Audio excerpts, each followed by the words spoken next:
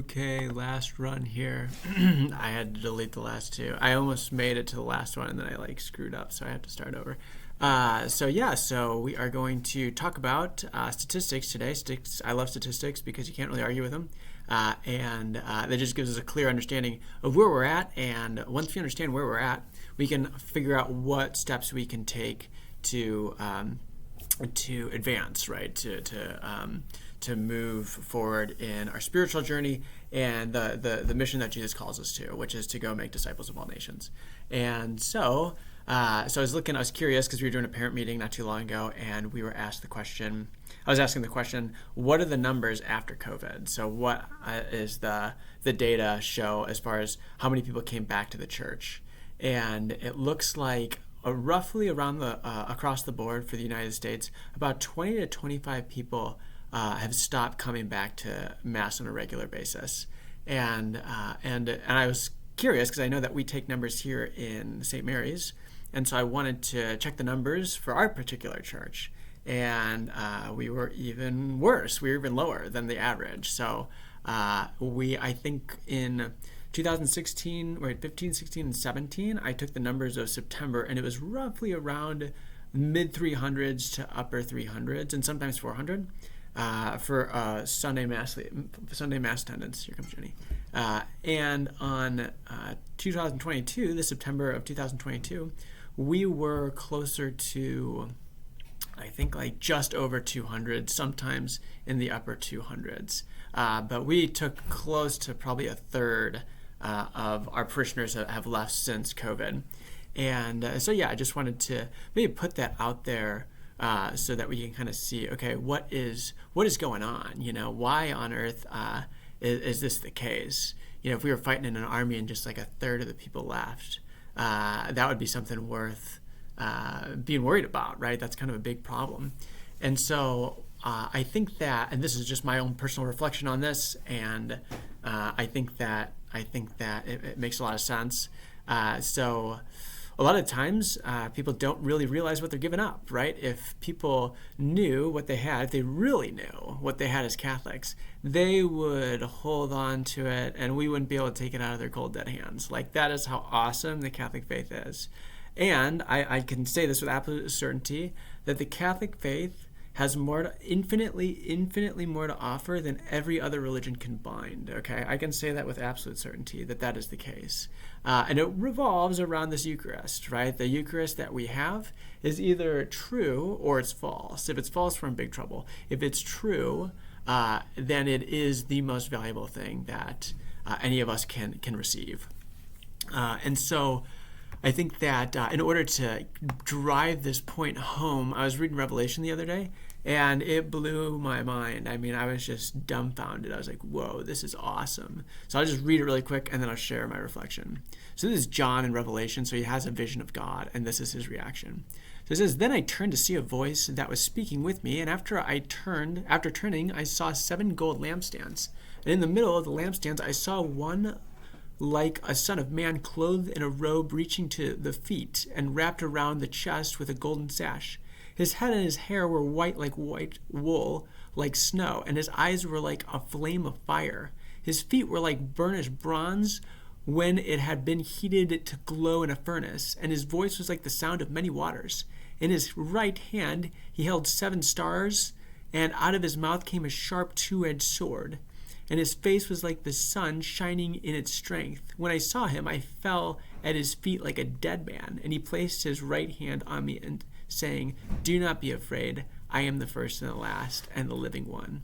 And I was dead, and behold, I am alive forevermore, and have the keys of death and of Hades.'" Okay, so first of all, we have to wrap our mind around who this God guy is. We have to understand, what's going on. He's holding 7 stars in his hands, okay?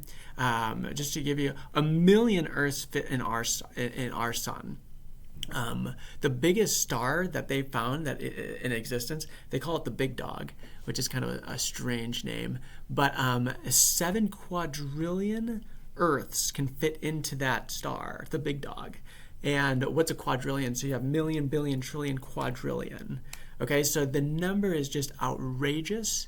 And so, this vision, he is so terrified that he literally falls down like he's dead, right? Like that is what happens when he sees God. And so this is the craziest part. This same God, the exact same person, changes himself into a little piece of bread so that we can consume him. And he changes himself into a liquid. So like the other day I was holding the chalice because I was distributing it at Pella because I go to daily mass, because it's like, why on earth would I miss this? If I can make it happen, I'm not going to miss it. But I'm holding the chalice and I'm looking at this wine and I'm just sitting there. I'm like, wow. Like this is God. Like this is a human being that I'm holding, literally in this chalice, who's just turned himself into a liquid. Like this is absolutely outstanding. And then we drink him. And just a final point. I was talking to someone at Walmart the other day. It was just like the craziest conversation, because I was talking to him. We were just talking about our lives, I guess. And I looked at his wrist. I saw there was on his forearm that there was a lamb with blood coming out of his chest and was pouring into a chalice. And so I asked him, I was like, wait a minute. I was like, what's going on with your tattoo? Like, what is that? And he says, it says, behold the Lamb of God who takes away the sins of the world. And that was in Latin. And I was like, whoa, like, okay, so that's like heavy Catholicism right there. What are you doing? Like, what's your faith story? He said, well, when I was in high school, like I was really into the faith and I was, super into apologetics. Like I understood the Catholic faith and I would debate people, and he was just like at a super high level, like intellectually. And he even brought up something I didn't know. And so we were talking, my mind was blown out of its skull. I was like, wait, so like, fill me in here. So you understand the Catholic faith. You've told me you clearly believe that Jesus is in the Blessed Sacrament. It's not a symbol. It's like actually him, like the same person that was walking around 2,000 years ago is now a piece of bread and we get to eat him. And you're not Catholic. And he's like, no, like at a certain point, I felt like the dynamics of the church changed. And so like I went off because I found like a better community or whatever. Now I'm playing in a band at a church, and I was just struck. And so I left him with this thought. I said, okay, I am, and I was telling him, I was like, I'm not like angry at you. I'm just like amazed, But I know what happens. I told him, I know what happens when we receive the Eucharist, right? Like we eat a piece of bread, and then like I know what that feels like. Nothing happens, right? Nothing changes. It doesn't feel like anything happens. But let me ask you what actually happens. Okay, like if the God of the universe, who apparently when John saw him, he dropped dead. He felt like he fell down like a dead man. What happens when we consume him? And so basically, like we as Catholics, we need to dive deeper into that. We need to step it up. Like we need to make sure that when we are going to Mass, that we're actually diving into the mystery, and that we don't just receive it and just don't think anything about it, right? Because first of all, there's two conditions to receive the Eucharist. First of all, we have to be in the state of grace, right? So we can't be in a state of mortal sin. And if you are, you shouldn't receive the Eucharist because it's another mortal sin. And a lot of the saints will say it's worse than the previous ones. But the second thing is that when we take the Eucharist, we're also supposed to be properly disposed, right? We're supposed to come up full of faith. We're supposed to be ready to receive God like we're going to get $1 billion. Like this is the most amazing thing. And so like that's how we're supposed to approach the faith. And like why are there humongous floods of people leaving the Catholic Church? Because they don't see it, right? So we need to see it ourselves. Like when we come up to the Eucharist, like if you want to like crawl up on your knees, do it, right? So that people can see that we have something, like we have something worth dying for. We have something worth consuming. And so anyways, so I'm running over time. Why do any of this? And last point, there was a woman, Gloria Polo. She has a crazy testimony, but she said she was struck by lightning and then she died. And she said she saw in heaven the people closest to the top were called the Eucharistic people, right? They receive the Eucharist daily in their lives, and they are clothed with the light of God. She said they are the most beautiful people in heaven, and that is what we get to choose for all eternity if we're going to take advantage of that.